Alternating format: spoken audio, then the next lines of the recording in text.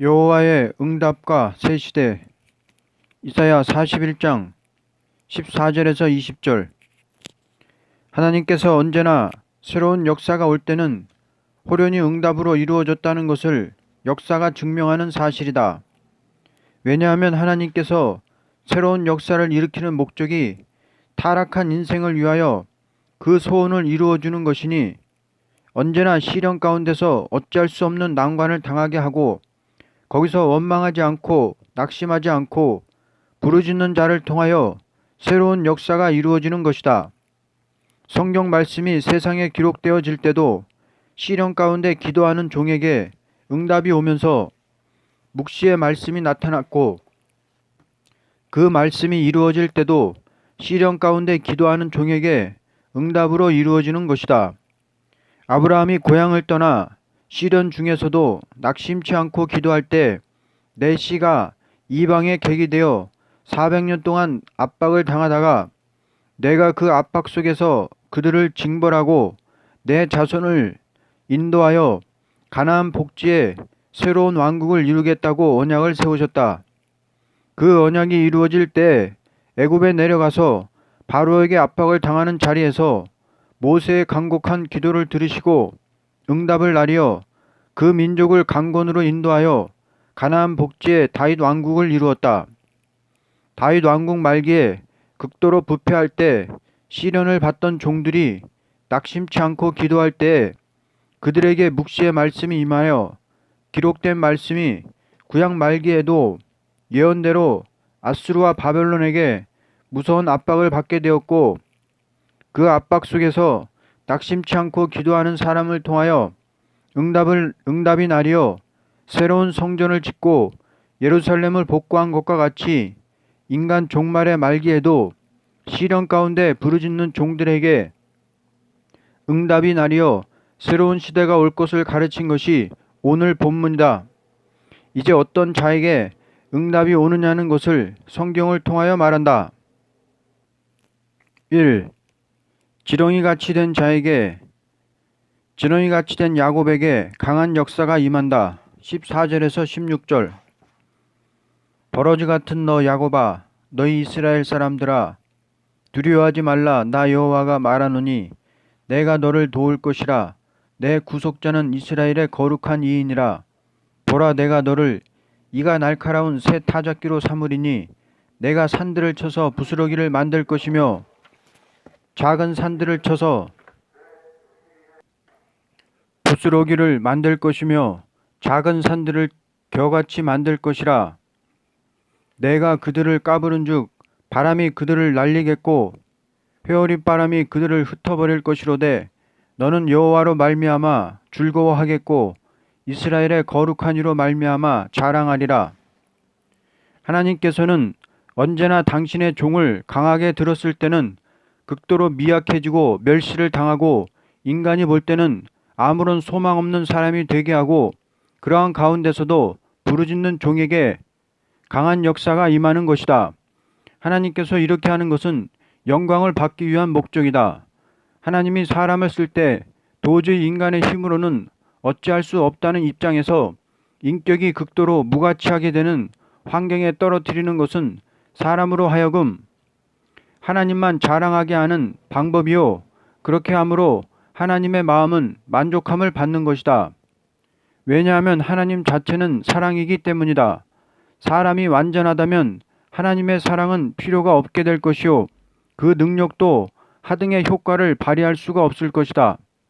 그러므로 하나님은 사람을 창조할 때 신과 같은 인격으로 창조한 것이 아니고 지렁이같이 무능한 인생으로서 하나님의 완전한 역사를 받음으로만이 승리하게 하는 것이 사랑의 자체가 되시는 하나님의 법이라는 것이다.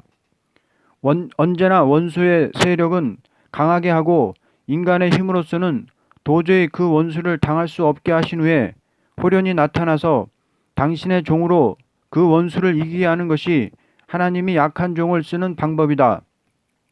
이렇게 함으로 사람에게 요구하는 것은 겸손과 진실이다. 2. 가련하고 빈핍한 자의 기도를 응답하심. 17절. 가련하고 가난한 자가 물을 구하되 물이 없어서 갈증으로 그들의 혀가 마를 때에 나 여호와가 그들에게 응답하겠고 나 이스라엘의 하나님이 그들을 버리지 아니할 것이라.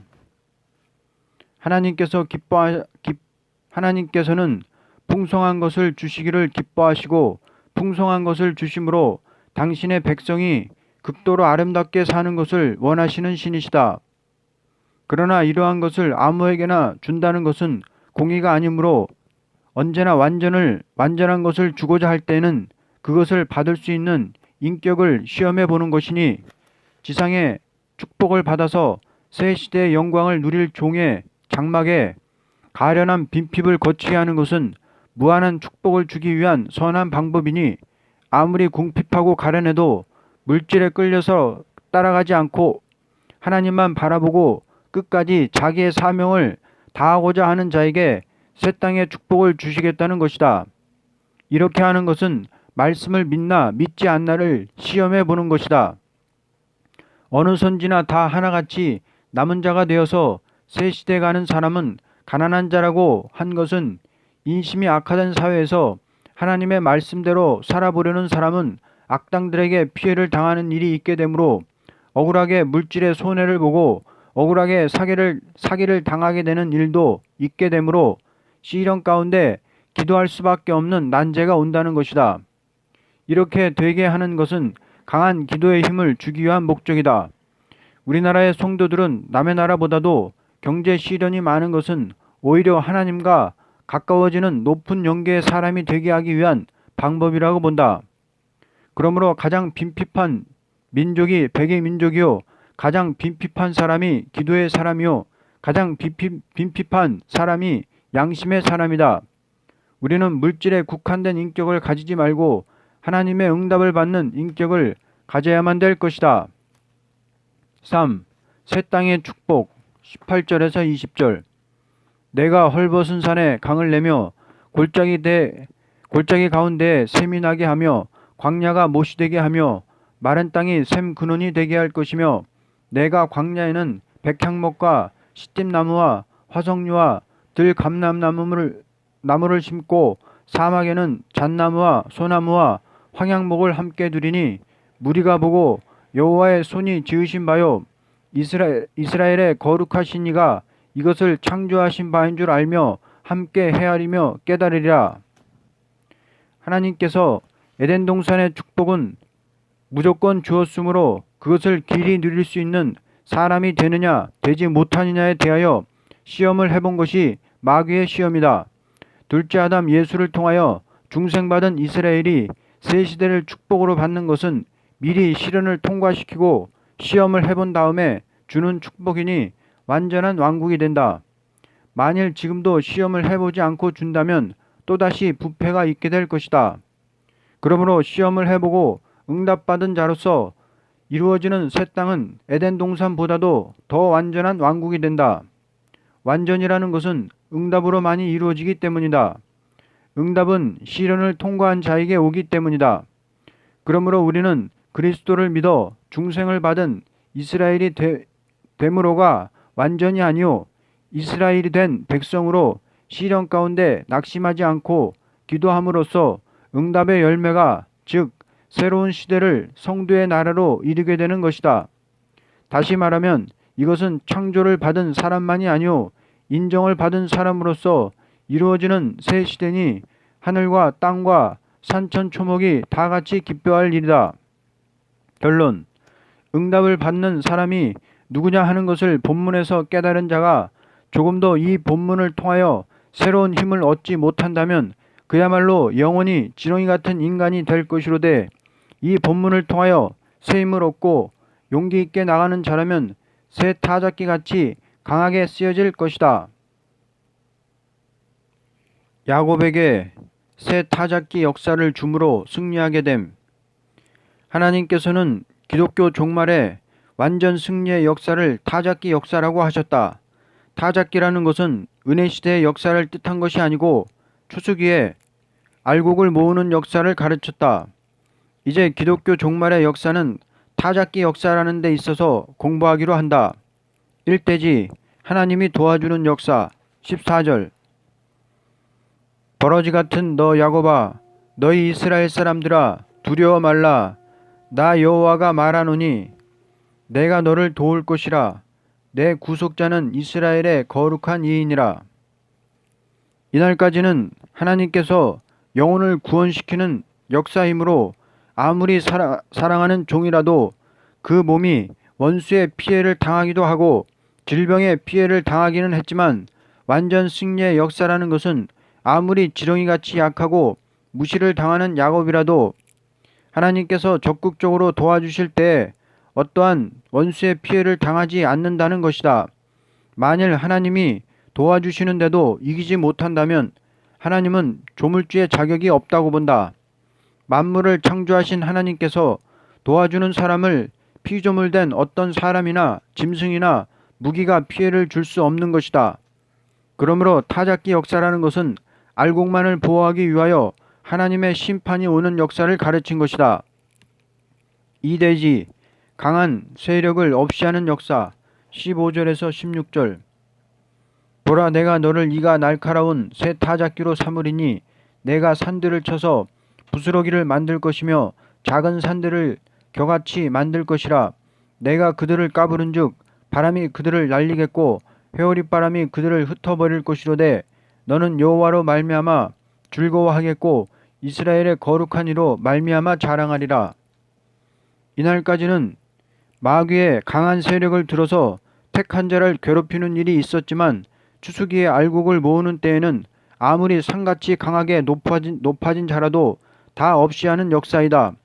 죄인을 부르는 동안에는 하나님은 잠잠히 참고 계셨지만 알곡을 모으는 때에는 알곡된 참된 하나님의 백성만 남게 하고 그 밖의 모든 세력은 이 땅에서 다 없이 하는 것이다. 3대지 응답의 역사 17절에서 20절. 가련하고 가난한 자가 물을 구하되 물이 없어 갈증으로 그들의 혀가 마를 때 나 여호와가 그들에게 응답하겠고 나 이스라엘의 하나님이 그들을 버리지 아니할 것이라. 무리가 보고 여호와의 손이 지으신 바요 이스라엘의 거룩한 이가 이것을 창조하신 바인 줄 알며 함께 헤아리며 깨달으리라. 응답이라는 것은 은혜 시대의 응답과 재앙의 날의 응답과는 전혀 다른 것이다. 은혜 시대의 응답이라는 것은 죄인들이 회개할 때 속죄 은총이 응답으로 임한 것이다. 그러나 인간 종말의 추수기의 역사는 아무리 가련하고 빈핍한 자라도 참으로 하나님을 경외하는 자에게 응답을 내림으로 그들이 승리하고 새 시대의 영광을 누린다는 것이다. 우리나라가 남의 나라보다도 가련과 빈핍이 닥쳐왔지만 종말의 세계 통일의 역사는 동방 땅끝에 남은 땅이 되는 우리나라에 임할 것이다. 하나님을 대적하는 공산당이 아시아 땅의 모든 교회를 다 짓밟게 하고 동방 땅끝 이 나라에만 교회를 남기고 남의 나라보다도 부르짖는 기도를 많이 하게 하신 것은 벌써 이 나라에 응답이 오는 증거라고 본다.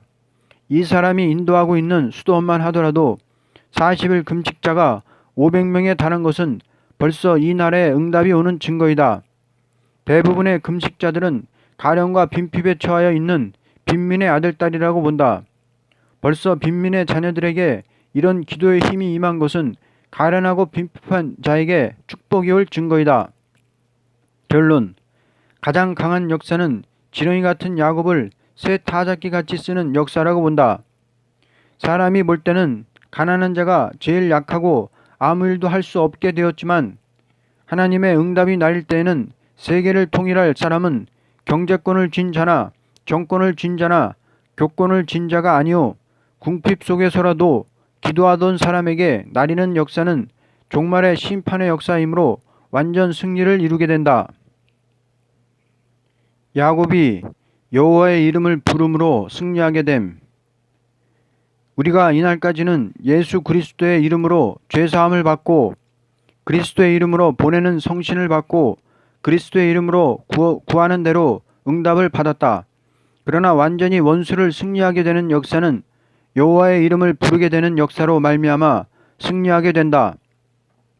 이날까지 우리가 전한 복음은 예수 그리스도의 이름으로 누구든지 다 죄사함을 받고 구원함을 받는다는 것이 영혼 구원의 역사이지만 이 땅의 원수를 완전히 없이하고 새 시대가 이루어지는 데 있어서는 여호와 일어남으로 원수를 승리하게 되는 역사가 있게 되어 남은 종과 남은 백성이 새 시대의 영광을 누리게 되는 것이다. 이제 여호와의 이름을 부름으로 승리하게 되는 역사에 대하여 공부하기로 한다.